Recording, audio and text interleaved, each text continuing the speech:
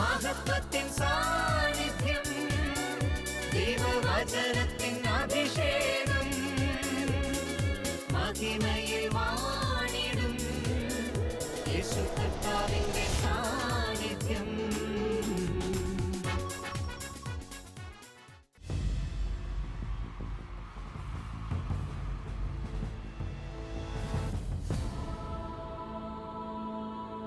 നിൻ വചനം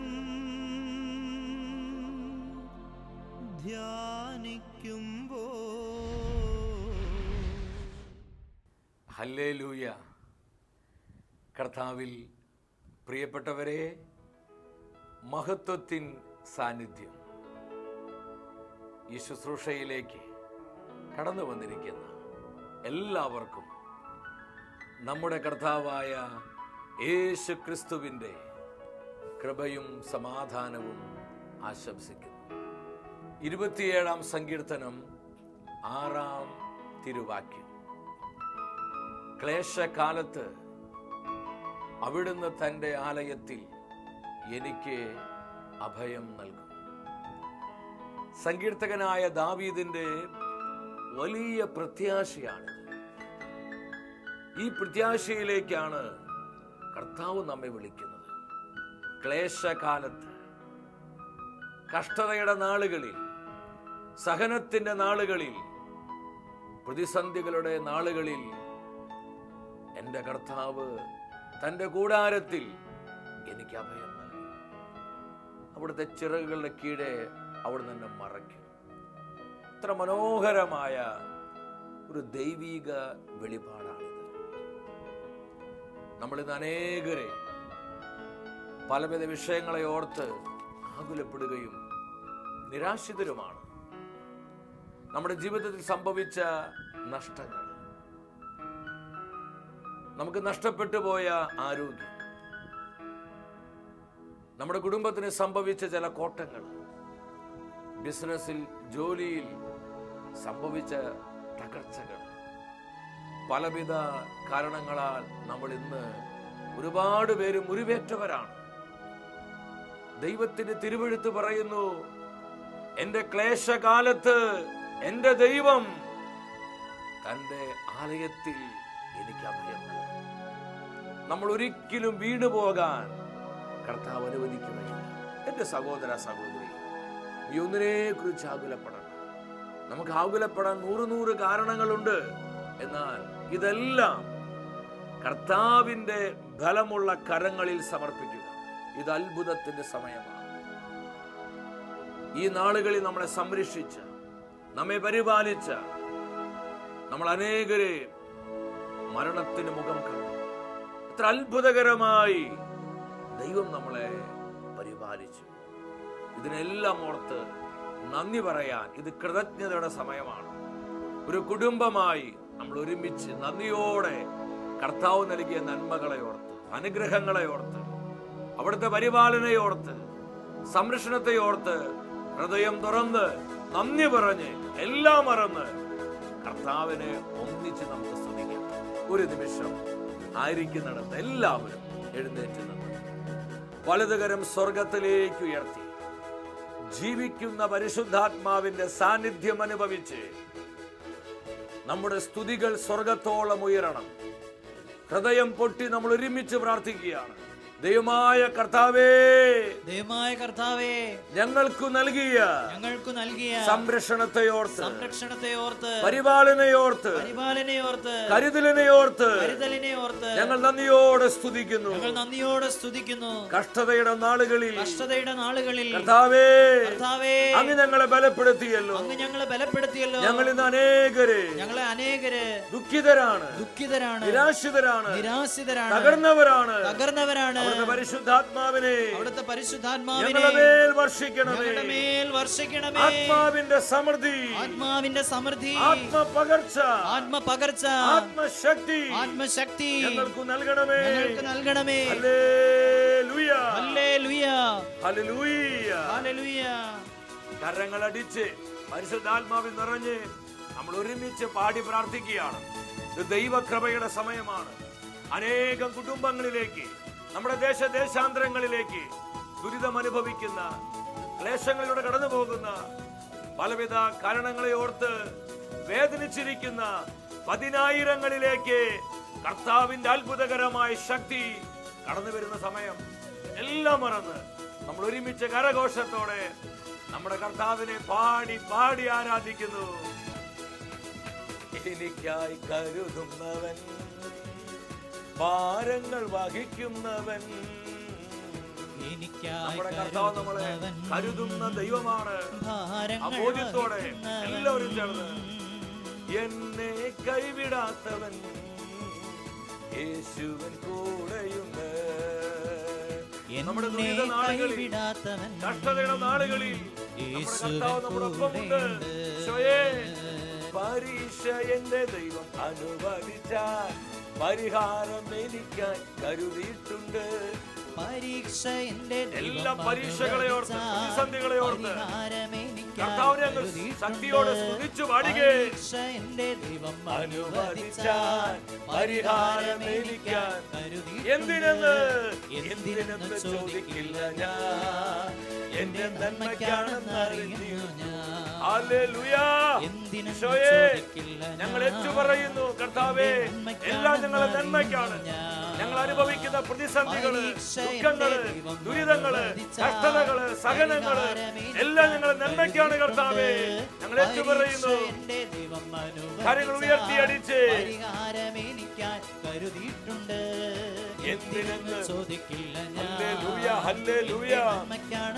എല്ലാവരും ഒന്ന് ചേർന്ന് എന്റെ നന്മയ്ക്കാണെന്ന് അറിഞ്ഞിടുന്നു, എന്റെ നന്മയ്ക്കാണെന്ന് അറിയുന്നു ഞാൻ. ഇരു കരങ്ങളും സ്വർഗത്തിലേക്ക് ഉയർത്തി ജീവിക്കുന്ന കർത്താവിന്റെ സാന്നിധ്യം അനുഭവിച്ച് ഇടിമുഴക്കത്തിന്റെ ശക്തിയോടെ, പെരുവെള്ളത്തിന്റെ ഇരുമ്പലോടെ കർത്താവിൻ നാമം വിളിച്ച് സ്തുതിച്ചു പ്രാർത്ഥിക്കുന്നു. യേശുവേ, അത്ഭുതങ്ങളുടെ ദൈവമേ, ഞങ്ങളെ പരിപാലിക്കുന്ന, ഞങ്ങളെ കരുതുന്ന ഒന്ന് കർത്താവേ. Hallelujah, hallelujah, hallelujah.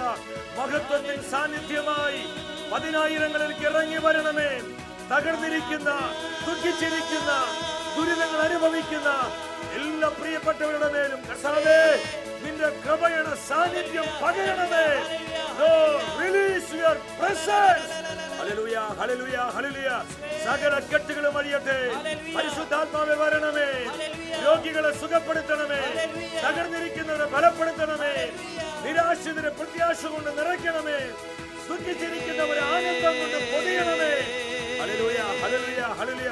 പരിശുദ്ധാത്മാവേ, ഹൃദയത്തിന്റെ ഭാരങ്ങള്, ജീവിതത്തിൽ സംഭവിച്ചു പോയ തകർച്ചകള്, കുടുംബങ്ങളിൽ ഉണ്ടായ നഷ്ടങ്ങള്, ബിസിനസ്സിൽ ജോലിയിലുണ്ടായ പരാജയങ്ങള് എല്ലാം ഏറ്റെടുത്ത് പരിശുദ്ധാത്മാവേ അവിടുന്ന് എല്ലാം ക്രമപ്പെടുത്തണമേ.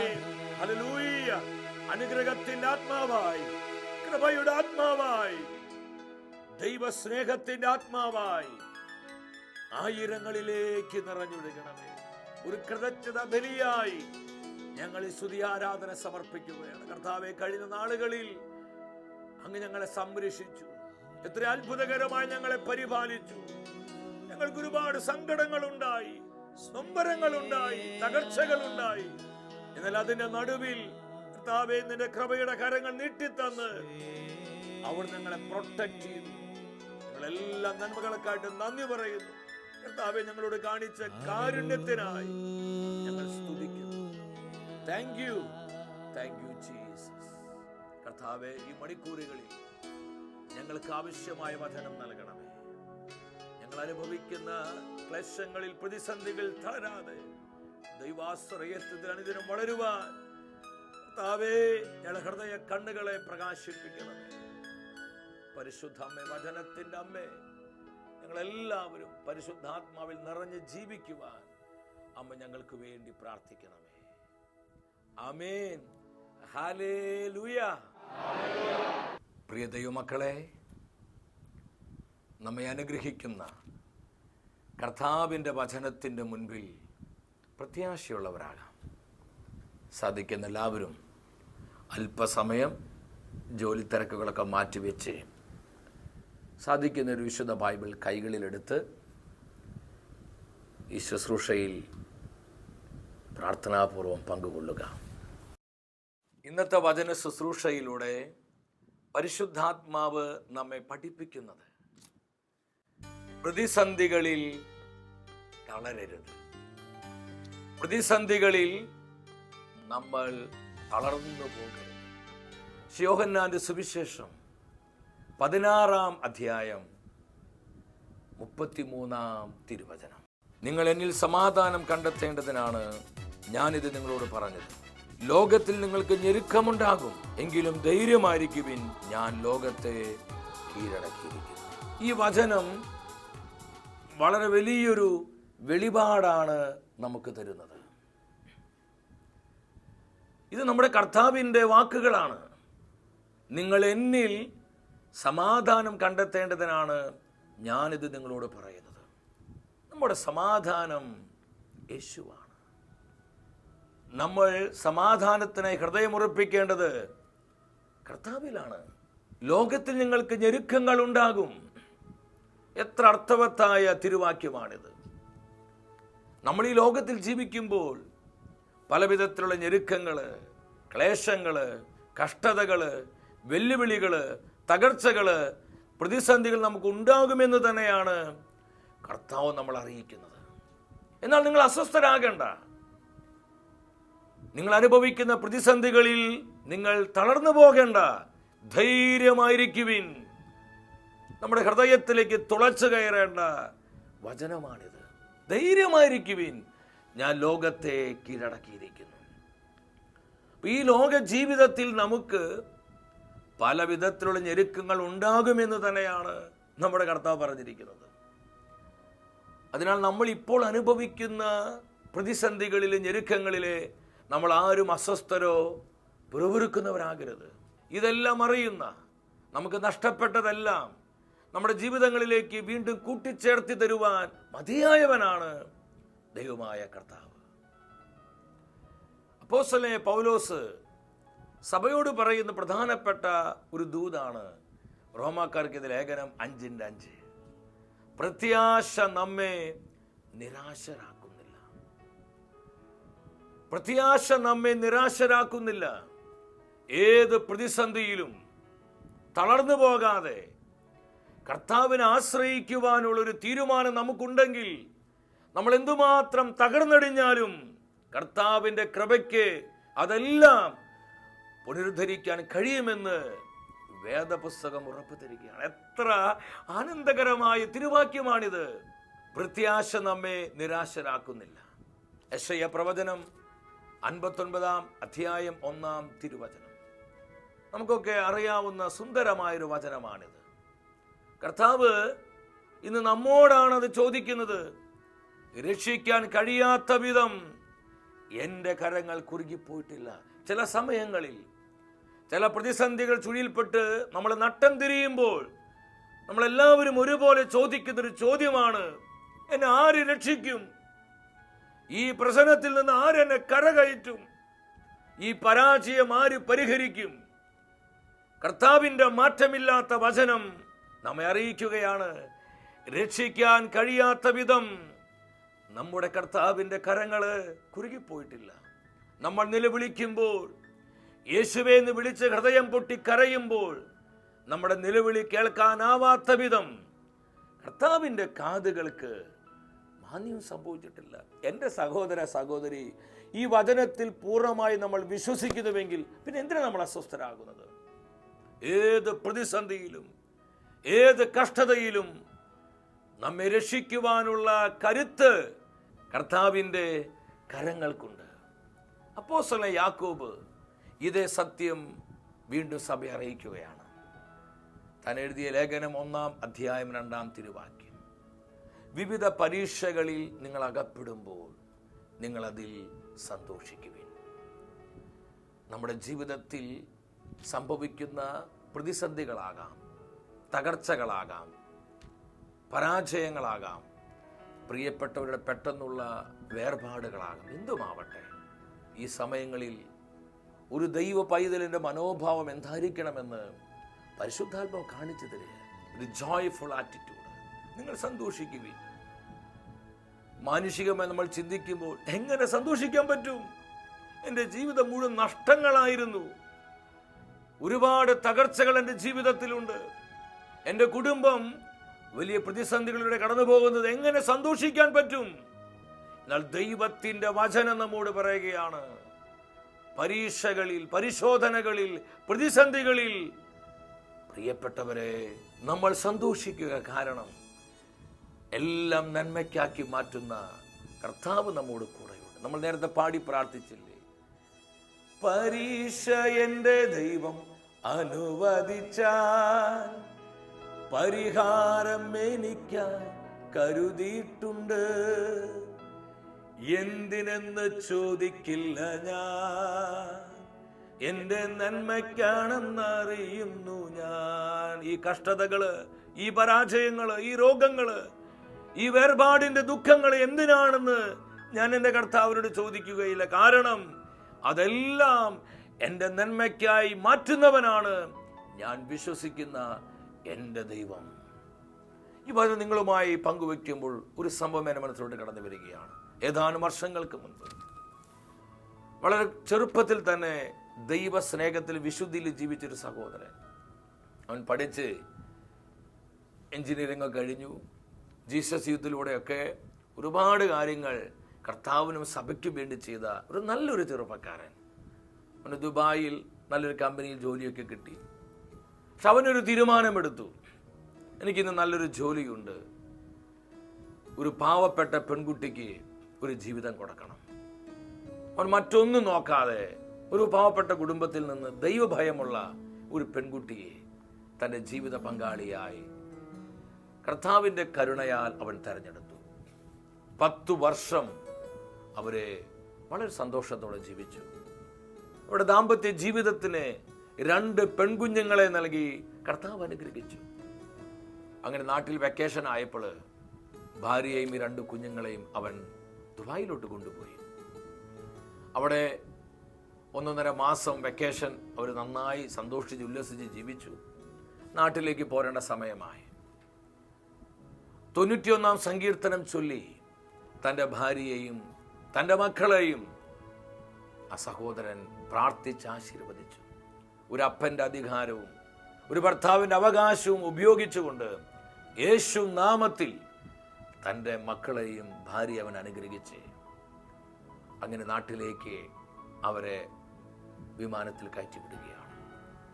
നമുക്കറിയാം, ഏതാനും വർഷങ്ങൾക്ക് മുൻപ് മംഗലാപുരത്ത് ആ റൺവേയിൽ നിന്ന് വിമാനം തെന്നി മാറി അവിടെ വലിയൊരു ദുരന്തമുണ്ടായി.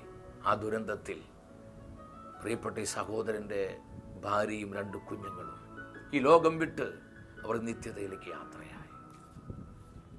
പ്രാർത്ഥിക്കുന്ന, കർത്താവിനെ സ്നേഹിച്ച, വളരെ ചെറുപ്പം മുതൽ വിശുദ്ധിയോടെ ജീവിച്ച ആ ചെറുപ്പക്കാരൻ എന്തുകൊണ്ട് ഈ കഷ്ടതയുണ്ടായി, എന്തുകൊണ്ട് ഈ സഹനമുണ്ടായി, എന്തുകൊണ്ട് ഈ പ്രതിസന്ധി ഉണ്ടായി? എൻ്റെ പ്രിയപ്പെട്ടവരെ, 100 ചോദ്യങ്ങൾ നമുക്കൊക്കെ ചോദിക്കാം. എന്നാൽ യഥാർത്ഥ വിശ്വാസം വിശദീകരണങ്ങൾ ആവശ്യപ്പെടുന്നില്ല. അനേകർ അവനോട് ചോദിച്ചു, നിനക്ക് വിഷമമില്ലേ, വേദനയില്ലേ? തൻ്റെ ഭാര്യയുടെയും 2 കുഞ്ഞുങ്ങളെ കത്തിക്കരിഞ്ഞ് തിരിച്ചറിയാൻ പോലും കഴിയാത്ത കരിക്കട്ടകളായി കിടക്കുകയാണ്. ശവസംസ്കാര ചടങ്ങ് നടക്കുമ്പോൾ ആ വിശുദ്ധ കുർബാന മധ്യേ അവൻ തന്നെ അപ്പോസ്തലനായ പൗലോസ് തെസ്സലോനിക്ക സഭയ്ക്ക് ലേഖന ഭാഗം വായിച്ച്, മരിച്ചവരെ ഓർത്ത് പ്രത്യാശയില്ലാത്തവരെ പോലെ നിങ്ങൾ എന്തിനാണ് വിലപിക്കുന്നത്? ആ ലേഖനം അവൻ വായിച്ചു. ആയിരങ്ങൾ അവനെ നോക്കി. ശവസംസ്കാര ചടങ്ങൊക്കെ കഴിഞ്ഞു. ഒത്തിരി പേര് അവനോട് ചോദിച്ചു, നിനക്ക് ദുഃഖമില്ലേ, വേദനയില്ലേ? ആ സഹോദരൻ പറഞ്ഞ വാക്കുകൾ അതെന്നെ ഒരുപാട് സ്വാധീനിച്ചു. എന്നെ മാത്രമല്ല, അത് ആയിരങ്ങളെ തൊട്ടുണർത്തി. ആ ചെറുപ്പക്കാരൻ പറഞ്ഞു, എൻ്റെ ഭാര്യയും എൻ്റെ 2 കുഞ്ഞുങ്ങളും നഷ്ടപ്പെട്ടതിൽ എനിക്ക് വേദനയുണ്ട്. എന്നാൽ ഞാൻ വിശ്വസിക്കുന്ന, എന്നെ ഇതുപോലെ വളർത്തി പരിപാലിച്ച് അനുഗ്രഹിച്ചുയർത്തിയ എൻ്റെ ദൈവത്തിന് ഒരിക്കലും തെറ്റുപറ്റുകയില്ല. എന്തുമാത്രം വലിയ ഒരു വെളിപാടാണിത്! നമുക്കിന്ന് ഇതാണ് ആവശ്യം. തൻ്റെ പ്രിയപ്പെട്ട ഭാര്യ 2 മക്കളും തന്നെ വിട്ട് ഈ ലോകം വിട്ട് നിത്യതയിലേക്ക് യാത്രയായപ്പോൾ ആ ചെറുപ്പക്കാരൻ പരിശുദ്ധാത്മാവിൽ നിറഞ്ഞ് സാക്ഷ്യപ്പെടുത്തുകയാണ്, ഞാൻ വിശ്വസിക്കുന്ന എൻ്റെ കർത്താവിനെ ഒരിക്കലും തെറ്റുപറ്റുകയില്ല. പ്രതിസന്ധികളിൽ സഹോദര സഹോദരി തളർന്നു പോകരുത്. വൈ ലോർഡ്, എന്തുകൊണ്ട് എനിക്കിത് സംഭവിച്ചു? ഈ പ്രതിസന്ധി എന്തുകൊണ്ട് എൻ്റെ കുടുംബത്തിലുണ്ടായി? എന്തുകൊണ്ട് എൻ്റെ പ്രിയപ്പെട്ട വ്യക്തി എന്നെ വിട്ട് നിത്യതയിലേക്ക് പോയി? എന്തുകൊണ്ട് ഈ ദുരിതമുണ്ടായി? എന്തുകൊണ്ട് ഈ സഹനമുണ്ടായി? പ്രിയപ്പെട്ടവരെ, ഒരു സത്യം നമ്മൾ തിരിച്ചറിയണം. ദൈവത്തിന് ഒരിക്കലും തെറ്റുപറ്റുകയില്ല. ഏത് തിന്മയാണെങ്കിൽ പോലും അത് നന്മയാക്കി മാറ്റാൻ കഴിവുള്ളവനാണ് ദൈവമായ കർത്താവ്. ഈ വചനം നിങ്ങളുമായി പങ്കുവെക്കുമ്പോൾ വളരെ പ്രതിസന്ധികളിലൂടെ കടന്നുപോയൊരു ദൈവ മനുഷ്യനെ വേദപുസ്തകം നമുക്ക് കാണാൻ പറ്റും. അത് ദാവീദാണ്. സാമുവേലിന്റെ 1-ാം പുസ്തകം 30-ാം അധ്യായം. അതിന് തൊട്ടുമുള്ള അധ്യായത്തില് തനിക്ക് അഭയം നൽകിയ ഫിലിസ്ത്യരെ ദാവീദിനെ ഉപേക്ഷിക്കുകയാണ്. അവഗണനയുടെ വേദനയും പേറി ദാവീദ് തൻ്റെ കൂടെയുള്ള കുറച്ച് പേരെ ചേർത്ത് സിഗ്ലാഗിലെത്തുകയാണ്. ദാവീദും തൻ്റെ അനുയായികളും സിഗ്ലാഗിലെത്തിക്കഴിഞ്ഞപ്പോൾ അമേലേക്യര് ആ പട്ടണം ആക്രമിച്ച് കൊള്ളയടിച്ചു. സ്ത്രീകളെയും കുട്ടികളെയും എല്ലാം പിടിച്ചു കൊണ്ടുപോയി. 4-ാം വചനത്തിൽ പറയുന്നുണ്ട്, തങ്ങളുടെ ഭാര്യമാരും പുത്രിപുത്രന്മാരും അവർക്ക് നഷ്ടപ്പെട്ടു പോയി. ദാവീദും അവന്റെ കൂടെയുണ്ടായിരുന്ന അനുയായികളും വാവിട്ട് നിലവിളിക്കുകയാണ്, ദൈവമേ, ദൈവമേ, ഞങ്ങൾക്ക് ഈ ദുരിതമുണ്ടായല്ലോ, ഈ ദുരന്തം ഞങ്ങളുടെ ജീവിതത്തിൽ സംഭവിച്ചല്ലോ എന്ന് ഓർത്ത് അവര് പൊട്ടിക്കരയുക, ചങ്ക് പൊട്ടിക്കരയുക. പെട്ടെന്നാണ് അന്തരീക്ഷം മാറിപ്പോയത്. തങ്ങളുടെ ഭാര്യമാരും പുത്രിപുത്രന്മാരും തങ്ങൾക്ക് നഷ്ടപ്പെട്ടപ്പോൾ ദാവീദിന്റെ കൂടെ ഇരുന്ന ദാവീദിന്റെ സ്വന്തം അനുയായികള്, അവൻ അതുപോലെ സ്നേഹിച്ച് സപ്പോർട്ട് ചെയ്തവര് പെട്ടെന്ന് അവരങ്ങ് മാറുകയാണ്. അവർ ശത്രുക്കളായി തീരുകയാണ്. അവരെല്ലാം ഒരേ സ്വരത്തിൽ വിളിച്ചു പറഞ്ഞു, ഈ ദാവീദ് കാരണമാണ് നമ്മുടെ കുടുംബം തകർന്നു പോയത്, നമ്മുടെ ഭാര്യമാരും മക്കളും നമുക്ക് നഷ്ടപ്പെട്ടത്. ഇവൻ ഒരുത്തനാണ് ഇതിന്റെ കാരണക്കാരൻ എന്ന് പറഞ്ഞ് കൂടെയുണ്ടായിരുന്ന ദാവീദിന്റെ അനുയായികള് ദാവീദിനെതിരെ തിരിയുകയാണ്. നമ്മളൊന്ന് ചിന്തിച്ചു നോക്കി. എല്ലാവിധത്തിലും ദാവീദ് തകർന്നവനായി. അവനെ പ്രത്യാശിക്കാൻ, സന്തോഷിക്കാൻ യാതൊരു വകയുമില്ല. അഭയം നൽകിയവര് വിട്ടുകളഞ്ഞു. തന്റെ പട്ടണത്തിൽ എത്തിക്കഴിഞ്ഞപ്പോൾ അത് കൊള്ളയടിക്കപ്പെട്ടു. തന്റെ കുടുംബത്തെ അമലേക്യര് പിടിച്ചുകൊണ്ടുപോയി. എല്ലാവിധത്തിലും തകർന്ന് തരിപ്പണമാകുന്നൊരവസ്ഥ. എന്നാൽ പ്രിയപ്പെട്ടവരെ, ഈ പ്രതിസന്ധിയിൽ ദാവീദ് എന്താണ് ചെയ്തത്? ദൈവത്തിന്റെ പരിശുദ്ധാത്മാവ് ഈ സംഭവത്തിലൂടെ ശക്തമായ ഒരു ദൈവികാലോചനയാണ് നമുക്ക് തരുന്നത്. എന്താ ദാവീദ് ചെയ്തത്? 7-ാം വചനത്തിൽ ദൈവത്തിന്റെ വചനം സാക്ഷ്യപ്പെടുത്തുന്നു, അവൻ കർത്താവിലേക്ക് തിരിഞ്ഞു. താൻ അനുഭവിച്ച ഈ പ്രതിസന്ധിയില്, താൻ അനുഭവിച്ച ഈ കഷ്ടതയില്, അവഗണനയില് അവൻ തന്റെ കർത്താവിൽ ശരണം വെച്ചു. അവൻ കർത്താവിനെ ആശ്രയിച്ചു. പ്രിയ ദൈവത്തിന്റെ പൈതലേ, പ്രതിസന്ധികളിൽ, വേദനകളിൽ, കഷ്ടതകളിൽ ഞാനും നിങ്ങളും എടുക്കേണ്ട നിലപാടിതായിരിക്കണം. കർത്താവിനെ ശരണം വയ്ക്കുക, കർത്താവിന്റെ ബലമുള്ള കരങ്ങളിൽ പിടിക്കുക, നാം കർത്താവിനെ ആശ്രയിക്കുക. 125-ാം സങ്കീർത്തനം 1 പറയുന്നു, കർത്താവിനെ ആശ്രയിക്കുന്നവർ അചഞ്ചലമായി നിലകൊള്ളുന്ന സിയോൻ പർവ്വതം പോലെയാണ്. എന്തൊരു വചനമാണിത്! അവനെ തകർക്കാൻ ആർക്കും സാധിക്കുകയില്ല. ദാവീദ് താൻ അനുഭവിച്ച പ്രതിസന്ധിയിലെ കർത്താവിനെ ആശ്രയിക്കുകയാണ്. എൻ്റെ സഹോദര സഹോദരി, നീ കഷ്ടതയിലാണ്, നമ്മൾ ദുരിതത്തിലാണ്, നമ്മൾ പലരും ഇന്ന് വളരെ പ്രയാസത്തിലാണ്. എന്തുമാവട്ടെ, കർത്താവിനെ ആശ്രയിക്കുക. നിന്റെ സങ്കടങ്ങളെ, വേദനകളെ നീ കർത്താവിനോട് പങ്കുവെക്കുക. ദാവീദ് ചോദിച്ചു, കർത്താവേ, ഈ പ്രതിസന്ധിയിൽ ഞാൻ എന്താ ചെയ്യേണ്ടത്? ഞാൻ അമലേക്യരെ പിന്തുടരണമോ? കർത്താവ് സംസാരിച്ചു. കർത്താവ് വിളിച്ചു, ദാവീദേ, നീ അമലേക്യരെ പിന്തുടരുക, ഞാൻ നിനക്ക് വിജയം നൽകും. 30-ാം അധ്യായം 18-ാമത്തെ വചനം എന്താ നമ്മോട് പറയുന്നത്? അമലേക്യര് തട്ടിയെടുത്തതെല്ലാം ദാവീദ് വീണ്ടെടുത്തു. അമലേക്യരുടെ കരങ്ങളിൽ നിന്ന് അതെല്ലാം തിരിച്ചു പിടിക്കുകയാണ്. ഈ അഭിഷേകം ആരാ കൊടുത്തത്? കർത്താവാണ് ദാവീദിനെ കൊടുത്തത്. പ്രിയപ്പെട്ടവരെ, നമുക്ക് പല നഷ്ടങ്ങളുണ്ടായിട്ടുണ്ട്. സാമ്പത്തിക നഷ്ടമുണ്ടായി, നമുക്ക് ആരോഗ്യപരമായ നഷ്ടമുണ്ടായി, ബിസിനസ്സിൽ നഷ്ടമുണ്ടായി, പലവിധ നഷ്ടങ്ങൾ നമുക്കുണ്ടായി. എന്നാൽ ഈ നഷ്ടപ്പെട്ടതെല്ലാം നമ്മോട് കൂട്ടിച്ചേർക്കാൻ മതിയായവനാണ് ദൈവത്തിൻ്റെ പരിശുദ്ധാത്മാവ്. പരിശുദ്ധാത്മാവിനെ ആശ്രയിക്കുക, കർത്താവിനെ ആശ്രയിക്കുക, അവിടുത്തെ വചനത്തിൽ നീ പൂർണ്ണമായി ഹൃദയമുറപ്പിക്കുക. 20-ാമത്തെ വചനം പറയാണ്, ദാവീദ് സകലതും വീണ്ടെടുത്തു.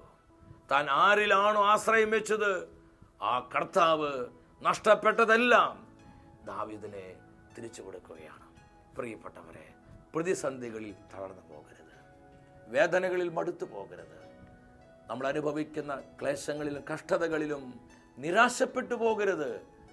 ഇതിനെയെല്ലാം പുനരുദ്ധരിച്ച് നിന്റെ ജീവിതത്തിൽ പുതിയ വഴികൾ, പുത്തൻ നന്മകൾ, പുതിയ പുതിയ കൃപാവരങ്ങൾ പകർന്നു തരുവാൻ കഴിയുന്നവനാണ് ദൈവമായ കർത്താവ്. ഈ സത്യം തിരിച്ചറിഞ്ഞ് പ്രത്യാശയോടെ പ്രാർത്ഥിക്കുക. ഒരു നിമിഷം നിങ്ങൾ ആയിരിക്കുന്നിടത്ത് മുട്ടുകുത്തി നിൽക്കുക. എല്ലാവരും ഒന്ന് മുട്ടുകുത്തി നിന്നേ. കർത്താവ് ഇന്ന് നമുക്ക് നൽകിയ ഈ പ്രത്യാശയുടെ ദൂതുകൾ നമ്മുടെ ആത്മാവിൽ പ്രകാശിതമാകട്ടെ. നമ്മുടെ കുടുംബങ്ങളിലേക്ക് കർത്താവിൻ്റെ മഹത്വം ഇറങ്ങി വരട്ടെ. നമ്മുടെ ദേശാന്തരങ്ങളിൽ കർത്താവിൻ്റെ അത്ഭുതകരമായ ശക്തി വ്യാപരിക്കട്ടെ. നമ്മുടെ ആവശ്യങ്ങളിലും നിയോഗങ്ങളിലും കർത്താവിൻ്റെ അത്ഭുതത്തിന് കരങ്ങൾ നീട്ടപ്പെടട്ടെ. ദൈവത്തിൻ്റെ പരിശുദ്ധാത്മാവ് ഒരു ഇടിമിന്നൽ പോലെ ദൈവജനത്തിന്റെ മേൽ കത്തിപ്പടരട്ടെ. കർത്താവേ, പ്രതിസന്ധികളിൽ തളർന്നു പോകാതെ പ്രത്യാശയുള്ളവരാകാൻ ഞങ്ങളെ സഹായിക്കണമേ. ഞങ്ങൾ അനുഭവിക്കുന്ന കഷ്ടതകളിലും സഹനങ്ങളിലും വേദനകളിലും പരിശുദ്ധാത്മ സമൃദ്ധി ഞങ്ങൾക്ക് നൽകണമേ. നമ്മുടെ എല്ലാ സങ്കടങ്ങളെയും കർത്താവിന്റെ കരുണയിലേക്ക് സമർപ്പിച്ചുകൊണ്ട് എല്ലാം മറന്ന് ഇടിമുഴക്കത്തിന് ശക്തിയോടെ കരമുയർത്തി വിളിക്കുന്നു, യേശുവേ, അത്ഭുതങ്ങളുടെ ദൈവമേ, ഞങ്ങൾക്കായി കരങ്ങൾ നീട്ടണമേ. വരിക പരിശുദ്ധാത്മാവേ, ആയിരങ്ങളിൽ പതിനായിരങ്ങളിൽ ജനലക്ഷങ്ങളിൽ കൃപയുടെ ആത്മാവായി കത്തിപ്പടരണമേ. വേദനിച്ചിരിക്കുന്ന നിരാശപ്പെട്ടിരിക്കുന്ന ഉള്ളങ്ങളെ ബലപ്പെടുത്തണമേ. തകർന്നിരിക്കുന്ന കുടുംബങ്ങളെ അനുഗ്രഹിക്കണമേ. പലവിധ ദുരിതങ്ങളിൽ അകപ്പെട്ട് കഴിയുന്ന ജനത്തെ കർത്താവേ കരമുയർത്തി ആശീർവദിക്കണമേ. Hallelujah, hallelujah, hallelujah.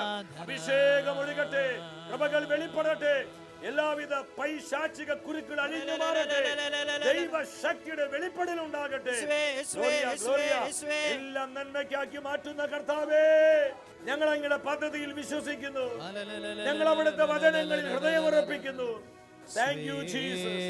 Hallelujah, hallelujah, hallelujah, hallelujah. എന്തെല്ലാം പ്രതിസന്ധികൾ വന്നാലും, എന്തുമാത്രം കഷ്ടതകളും ദുരിതങ്ങൾ സംഭവിച്ചാലും അതെല്ലാം നമുക്ക് നന്മയ്ക്കാക്കി മാറ്റുന്ന കർത്താവിൻ്റെ പദ്ധതികളെ തിരിച്ചറിഞ്ഞ് അവിടുത്തെ കൃപയോട് പൂർണ്ണമായും സഹകരിച്ച് നമുക്ക് ജീവിക്കാം. നഷ്ടപ്പെട്ടതെല്ലാം കൂട്ടിച്ചേർത്ത് തരാൻ മതിയായവനാണ് നമ്മൾ വിശ്വസിക്കുന്ന യേശു ക്രിസ്തു. ഈ സത്യം തിരിച്ചറിഞ്ഞ് ഹൃദയം പൂർണ്ണമായും കർത്താവിൽ ഉറപ്പിച്ച് പ്രത്യാശയോടെ ജീവിക്കുക. എൻ്റെ പ്രിയപ്പെട്ടവരെ, കർത്താവ് എപ്പോഴും നമ്മോട് കൂടെയുണ്ട്. ലോകത്തിൽ ഞെരുക്കങ്ങൾ ഉണ്ടാകും, ധൈര്യമായിരിക്കുവിൻ, ഞാൻ ലോകത്തെ കീഴടക്കിയിരിക്കുന്നു. കർത്താവിൻ്റെ വാക്കുകൾ നമ്മൾ മറന്നു പോകരുത്. ഏത് സാഹചര്യത്തിലും ഈ വാക്കുകൾ നമ്മൾ ഒരുപാട് ആത്മനിർഭരമുള്ളവരാക്കി മാറ്റും. വ്യക്തിപരമായ നമ്മുടെ നിയോഗങ്ങളെയും നമ്മുടെ കുടുംബത്തിൻ്റെ സകല ആവശ്യങ്ങളെയും നമ്മെ ഓരോരുത്തരെയും കർത്താവ് സമൃദ്ധമായി അനുഗ്രഹിക്കട്ടെ. അടുത്ത ആഴ്ചയിൽ ദൈവവചനം നമ്മൾ ധ്യാനിക്കുന്നത് ആത്മപകർച്ചയ്ക്കായി ആഗ്രഹിക്കുക. ഈ ശുശ്രൂഷയിലേക്ക് പ്രാർത്ഥിച്ചൊരുങ്ങി നമുക്കെല്ലാവർക്കും കടന്നു വരാം.